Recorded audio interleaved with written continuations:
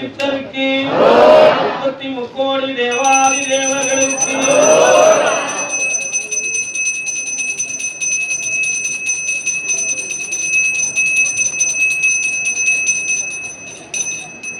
எல்லாம் வல்ல இறைவனின் அருள் கருணையை நோக்கி தாங்க முடியாத மன சுமைகளோடு இந்த திருக்கோயிலுக்கு அடியெடுத்து வைத்திருக்கிற எல்லா பக்தர்களுக்கும் தன்னுடைய மன வேதனைகளெல்லாம் தீர வேண்டும் என்று சொல்லி என்னாலும் நம் சாமியை நெஞ்சுக்குள் வைத்து பிரார்த்தனை செய்து கொண்டிருக்கிற இனிய பக்தர்களுக்கும் இந்த திருக்கோவிலிலே நடக்கிற ஆன்மீக நல்ல நிகழ்வுகளை எல்லாம் யூடியூப் மூலமாக உலகமெங்கும் பார்த்து தன் நெஞ்சுக்குள்ளே பிரார்த்தனை செய்து கொண்டிருக்கிற எல்லா செல்ல பக்தர்களுக்கும் எனது வாழ்த்துக்களும் பூரண ஆசிகளும் நீங்கள் எல்லாரும் பெற்று கருப்பசாமியுடைய பெரு கருணையினால் உங்கள் உள்ளம் என்னைக்கும் நிறைவேறி நீங்கள் பூரணமான மகிழ்ச்சியை அடைய வேண்டும் என்று சொல்லி உங்களுக்காக பிரார்த்தனை செய்து கொள்கிறேன்.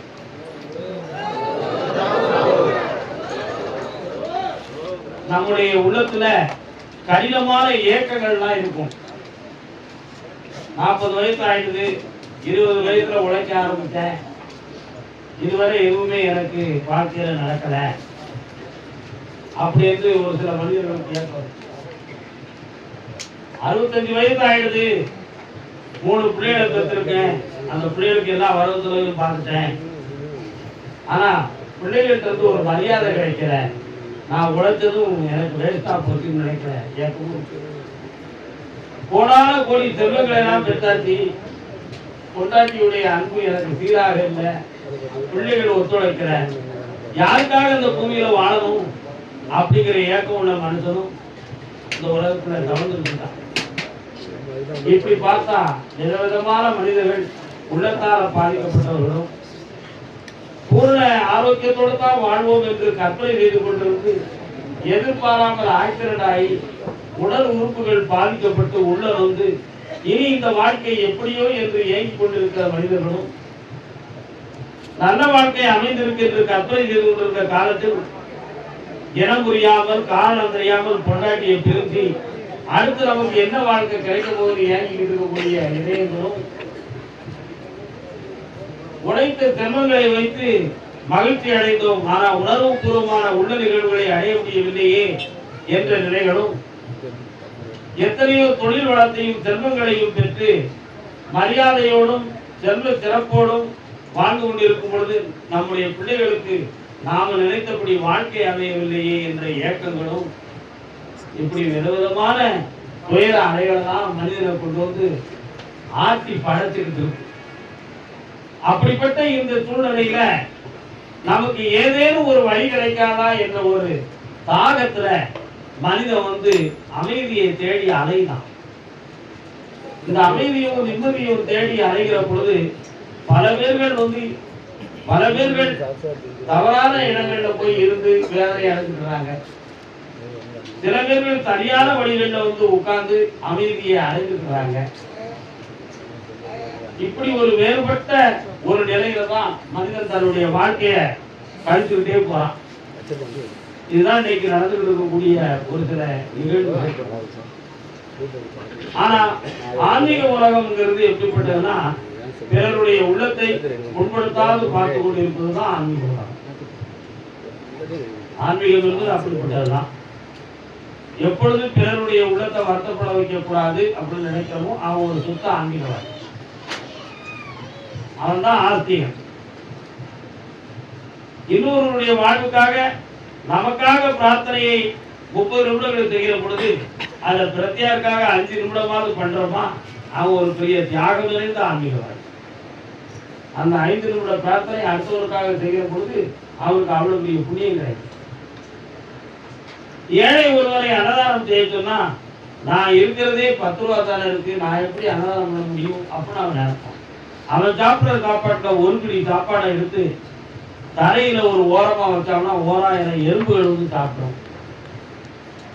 அதுவும் ஒரு பெரிய தானம் தான். ஒரு பெரிய தானம். நீ நினைக்கிறது மாதிரி மனிதனுக்கு மட்டும் போடுறதுதான் அன்னதானம்னு நினைச்சா அது வந்து தப்பு. எல்லா உயிர்களுக்கும் ஒன்னால முடிந்தது செய்யணும். சிவன் கோயிலுக்கு போகும்போது அகத்திக்கீரையை வாங்கி பசுவுக்கு கொடுக்கும். ஏன்? அது அந்த பல பேர்களுக்கு பால் கொடுத்த ஒரு மாதா. அது வயிறு கொடுத்துச்சுன்னா நமக்கு ஒரு புண்ணிய கிடைக்கும் நடத்தி அந்த இடத்துல போய் அந்த அகத்திக்கீரையை உண்மையா இல்லையா? வீட்டில் வளர்க்குற நாய்க்கு கூட சுத்தமான சாப்பாடை வைக்காம சாப்பிட்ட மிச்ச சாப்பாடை வைக்கிறான் பல மனிதர் வைக்கிறாங்கல்ல. ஆனா அந்த சாப்பாடை சாப்பிட்டு கூட அது நன்றியை காட்டிட்டு தான் அந்த உலகத்துல வாழ்ந்துட்டு. அதனால நன்றிக்கு இறக்கணும் நாயை தவிர ஒரு பிராணி இந்த உலகத்துல எதுவுமே இல்லை. ஏன்? மனுஷனே இல்லை. ஆனா அதுக்கு அவ்வளவு பெரிய பெருமை இருக்கு. அவையார் சொல்லுவா, யமனை போல் வாழ் அப்படின்னு. யமனினா நாய். நாயை போல் வாழ்ப்பா, நன்றி உடையவனாக. ஆனா பாரதியார் சொன்னார், யமனை போல் வாழேன், நாய மாதிரி வாழாத. ரெண்டுக்கும் முரண்பாடாயிருக்கு. அவையார் சொல்வது பழைய ஆத்தி சூடி, யமனை போல் வாழ், நாய் போல் நன்றி உடையவனாக இரு. பாரதி சொன்னாரு, யமனை போல் வாழேன், நாய மாதிரி வாழாத. ஏன் இப்படி சொன்னாரு? அவர் வாழ்ந்த காலம் சுதந்திர தாகம் உள்ளதா என்று தனியும் இந்த சுதந்திர தாகம். அப்படி சுதந்திர தாகத்துல வாழ்ந்த வெள்ளக்காரன் கொஞ்ச நாளைக்குள்ள இந்திய மக்களுக்கு ஏதாவது கொஞ்சம் திவான்களுக்கும் அவனுடைய ஏழை வேலையை பார்க்கக்கூடிய சித்தரசர்களுக்கும் இடங்களையும் தானியங்களையும் பதவிகளையும் கொடுத்ததுனால இந்தியாவை அடிமைப்படுத்தி கொண்டிருக்கிற பிரிட்டிஷ்காரர் ஆட்சிக்கு நீ வாழ்ந்துட்டு இருந்தியே, அதை நீ நன்றின்னு சொல்ல, நான் அதை நன்றி இல்லைன்னு சொல்றேன்.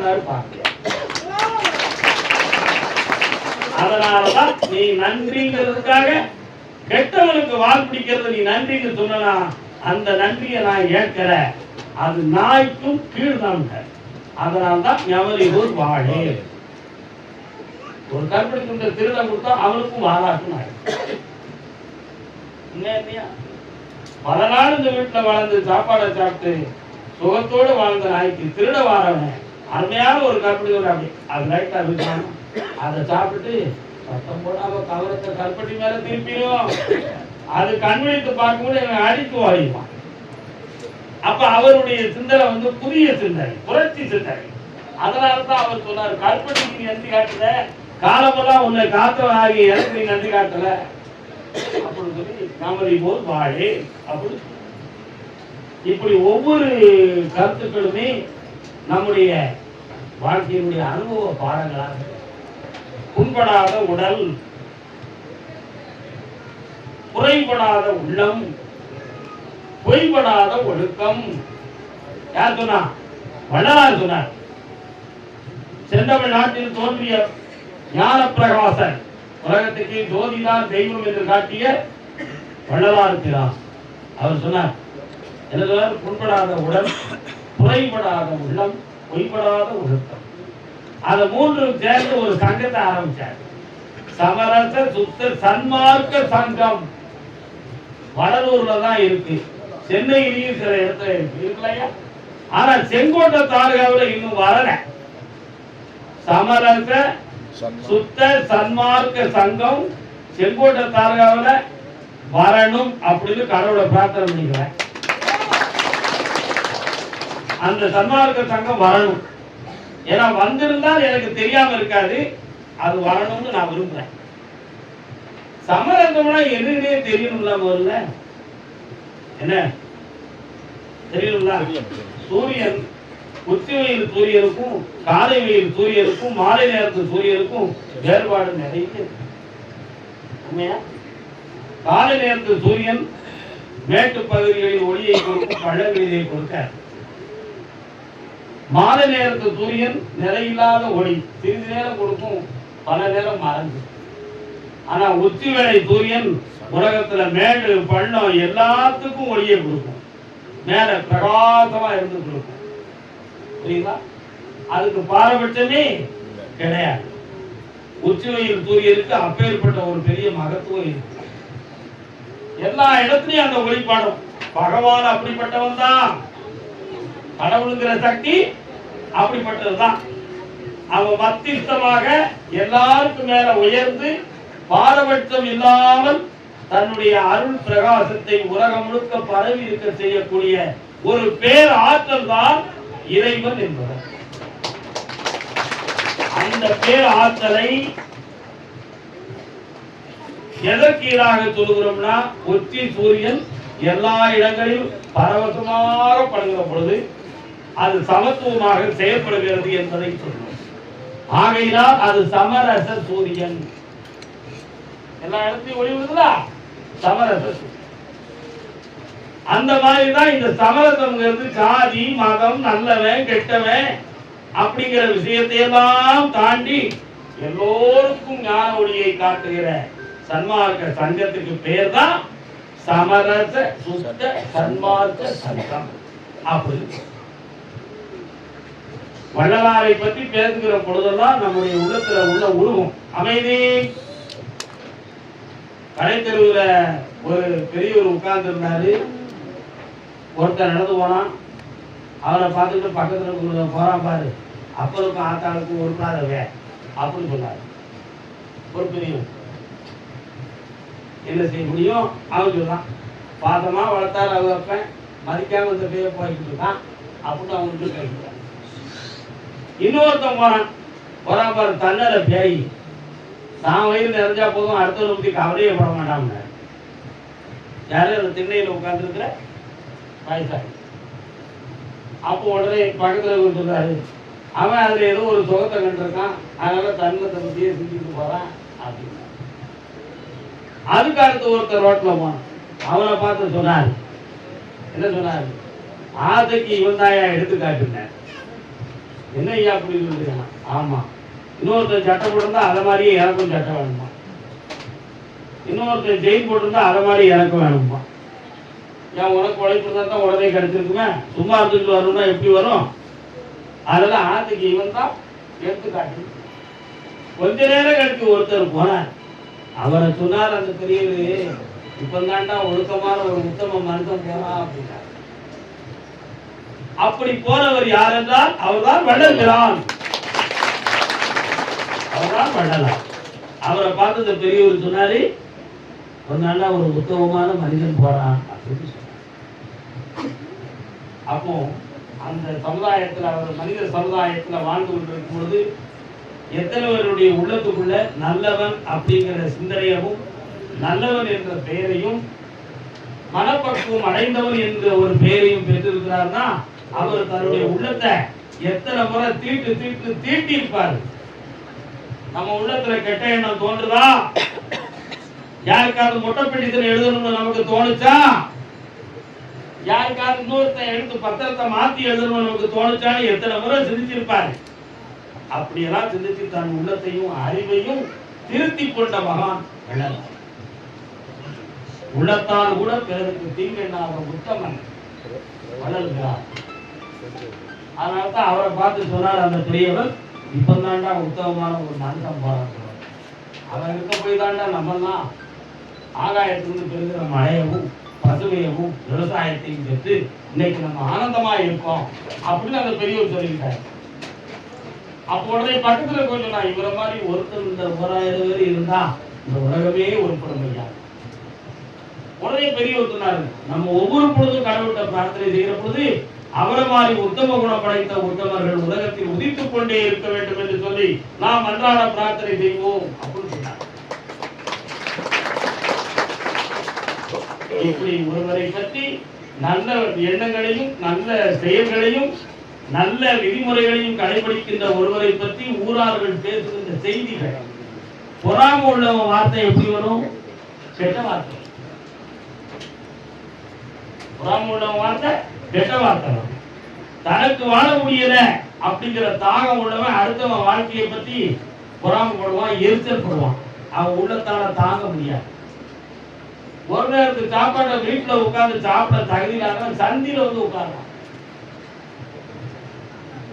ஒரு நேரத்துக்கு சாப்பாட்டை வீட்டுல உட்கார்ந்து சாப்பிடுறதுக்கு கூட தகுதி இல்லாதவன் ஒருத்தரை கேட்டா அவன் வீட்டுல இருப்பான், இல்லைன்னா விவசாயத்துக்கு இருப்பான், அந்த காட்டு வேலைக்கு போயிருப்பான், எங்கேயும் இருப்பான். ஆனா ஒண்ணுக்கும் இல்லாதவே எங்க இருப்பான்? சந்தில உட்கார்ந்துக்கிட்டு அடுத்தவரை பத்தி புரளி பேசிட்டு இருப்பான். அப்படி ஒரு மனிதன் வாழக்கூடாது என்பதற்கு இலக்கணமாக இருப்பதுதான் ஆன்மீக உலகம். அந்த ஆன்மீக உலகத்துக்கு வழிகாட்டி வள்ளலார். ரொம்ப தெளிவாக, ரொம்ப நுண்ணறிவாக அவர் ஒரு நாள் இப்படி கை கட்டி உட்கார்ந்து இருந்தார். ஒரு பெரிய செல்வந்தர் அமைதி. நான் சொல்றதை கவனிக்கிறவங்க இடையில பேச மாட்டீங்க. நான் சொல்றதை கவனிச்சுட்டு இருக்கிறவங்க இடையில பேச மாட்டீர்கள். எவனோ உங்க கவனம் வந்து ஏன் தான் இருக்கும், உங்களை பத்தி இருக்காருல்ல, அதான் சொல்றேன். ஒரு கல்யாண வீட்டுக்கு வரணும். சரி, இது ஒரு கருணை வழி செய்தி. வள்ளலாரை பத்தி காதுக்கு வந்த செய்தி தான். நான் சொல்றது ரெக்கார்டு காட்ட முடியாது. ஐயா வாழையா அப்படின்னு சொன்னார். உடனே பத்திரிகையை கொடுத்துட்டு செல்வந்தர் அடுத்த வார்த்தை சொன்னார், ஐயா வரும்பொழுது கொஞ்சம் நல்ல வஸ்திரம் வேட்டி துணி கட்டிட்டு வாங்க, தந்தை வேட்டியும் கட்டி வந்துடாதீங்க. அதுக்குல்லப்பா அப்படி வரேன் அப்படின்னு. அதனால கல்யாண வீட்டுக்கு போயாச்சு. எல்லாரும் பந்தியில உட்கார்ந்துருக்காங்க. வள்ளலார் வாடகைக்கு ஒரு வேட்டியும் கட்டி ஒரு துணி போயிருக்காங்க. அருமையா ஒரு வேட்டியும் அதனால பந்தியில சாப்பாடுலாம் சேர்த்தி வேட்டியும் துணியை உறுதி வச்சுட்டு போனது விட்டு வெளியில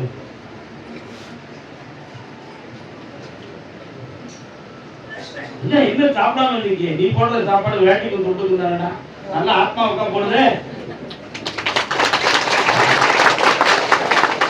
இந்த செய்தி சரியோ தவறோ உண்மையோ பொய்யோ யாரோ ஒரு பெரிய மருத்துவ விடலாருக்கு தெரிஞ்சு நமக்கு சொல்லலாம். ஆனா செய்தியினுடைய தன்மை எப்படி இருக்கு? தானம் செய்யறவன், அழைப்பு கொடுக்கிறவன் கொடுத்தா அவன் தகுதிக்கு தகுந்தார் போலதான் வருவான். உண்மை தானே? 10,000 கோடிக்கு அதிபதி ஒரு ஏழைக்கு அழைப்பு கொடுத்தான், மனுத்தமிழ் மறுத்து தான் கொடுத்தான். அவன் 100 ரூபாய் தான் செய்வான். நீ 10,000 கோடிக்கு அதிபதிக்கு அவன் 1 கோடி ரூபாய் செய்ய மாட்டான். உண்மையா இல்லையா? அப்ப அவரவர் மனதுக்கும் சூழ்நிலைக்கும் உகந்ததுதான் அழைப்பு. அப்படி அழைக்கும் பொழுது நீ வேட்டியை கொண்டு பாதிக்குவான்னு சொன்னா அப்போ உன் சபையில வேட்டியை கொண்டு தான் மரியாதை. என்னுடைய ஆத்மாவுக்கோ என் மனதுக்கோ நான் பெற்ற ஆன்மீகத்துக்கோ நான் பெற்ற ஒழுக்கத்துக்கோ நீ மரியாதை கொடுக்கிற. அப்ப அந்த வேட்டி கொண்டு சாப்பாடு சரியா தப்பா? அப்படிப்பட்ட வள்ளலார் அவர்களை தவம் ஞானம் பெற்று இருக்கிற பொழுது ஒருத்தன் கோர்ட்ல போய் வழக்கு பதிவு பண்ணிட்டான். வழக்கு பதிவு பண்ண உடனே என்ன நடக்கு? வழக்கின் குற்றச்சாட்டு என்ன? இவர் தெய்வீகம் இல்லாதவர், இவர் நம்முடைய சைவ மதத்துக்கு மாறுபட்டவர், இவருக்கு எந்த சக்தியும் கிடையாது, இவர் மனிதர்களை திசை திருப்புகிறார் அப்படி என்று குற்றச்சாட்டு. மனிதர்களை திசை திருப்புறான், இவருக்கு அந்த ஞான சக்தி கிடையாது, தெய்வீகம் இல்லாதவர், சைவ மதத்திற்கு மாறுபட்ட குணமுடையவர் என்று அவரை குற்றச்சாட்டார்.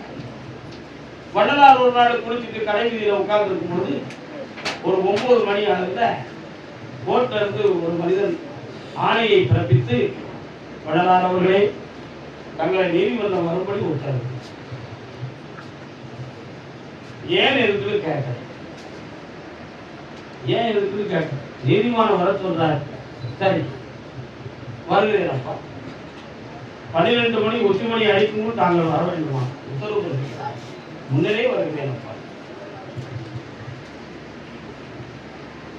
அங்க எல்லாரும் உட்கார்ந்து இருக்காங்க. கோர்ட்ல நடுவராகிய நீதிமானும் உட்கார்ந்து இருக்கிறார், குற்றம் சாட்டப்பட்டவரும் உட்கார்ந்து இருக்கிறார்.